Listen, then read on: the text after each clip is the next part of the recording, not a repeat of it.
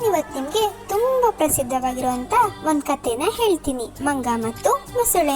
Okay, ನಾವೀಗ ಕಥೆನ start ಮಾಡೋಣವಾ?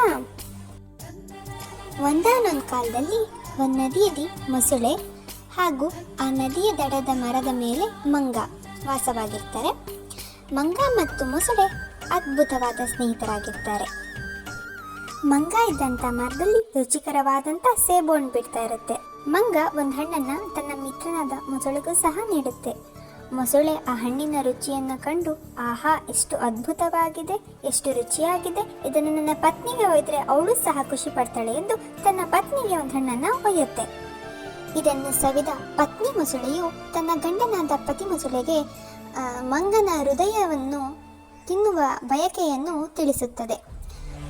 ಗಂಡು ಮೊಸಳೆಗೆ ಪ್ರಾಣ ಸಂಕಟವಾಗುತ್ತದೆ. ತನ್ನ ಮಿತ್ರನಿಗೆ ಈ ವಿಷಯವನ್ನು ಹೇಗೆ ತಿಳಿಸಿ ಕರೆದುಕೊಂಡು ಬರುವುದು? ಇಲ್ಲವಾದಲ್ಲಿ ನನ್ನ ಪತ್ನಿಯು ಸಾವನ್ನಪ್ಪುತ್ತಾಳೆ. ಹೇಗಾದರೂ ಆತನನ್ನು ಕರೆದುಕೊಂಡು ಬರಬೇಕೆಂದು ನಿರ್ಧರಿಸಿ, ನನ್ನ ಪತ್ನಿಗೆ ನಿನ್ನನ್ನು ನೋಡಬೇಕೆಂಬ ಬಯಕೆಯಾಗಿದೆ ಮಿತ್ರ ಎಂದು ಸುಳ್ಳು ಹೇಳಿ ಮಂಗನನ್ನು ತನ್ನ ಮನೆಗೆ ಕರೆದುಕೊಂಡು ಹೋಗುತ್ತದೆ. ನದಿಯ ಅರ್ಧ ಭಾಗ ಸಾಗಿದ ಮೇಲೆ ಅದರ ನಿಜ ಉದ್ದೇಶವನ್ನು ಮಂಗನಿಗೆ ತಿಳಿಸುತ್ತದೆ. ಬುದ್ಧಿವಂತ ಮಂಗ ಧೈರ್ಯಗೆಡದೆ ಒಂದು ಉಪಾಯ ಮಾಡುತ್ತದೆ. ನನ್ನ ಹೃದಯವನ್ನು ನಾನು ಮರದ ಮೇಲೆಯೇ ಬಿಟ್ಟು ಬಂದಿದ್ದೇನೆ ಮಿತ್ರ, ಬಾ ತೆಗೆದುಕೊಂಡು ಬರೋಣ ಎಂದು ಮೊಸಳೆಯನ್ನು ವಾಪಸ್ ಕರೆದುಕೊಂಡು ಹೋಗುತ್ತದೆ. ಮರದ ಬಳಿ ಹೋದ ತಕ್ಷಣ ಮೊಸಳೆಯ ಬೆನ್ನಿನಿಂದ ಮರದ ಮೇಲೆ ಮಂಗ ಹಾರಿ, ಮಿತ್ರನೇನು ಹಣ್ಣನ್ನು ನೀಡಿದರೆ ನನ್ನ ಹೃದಯವನ್ನೇ ಬಯಸುತ್ತೀಯಾ?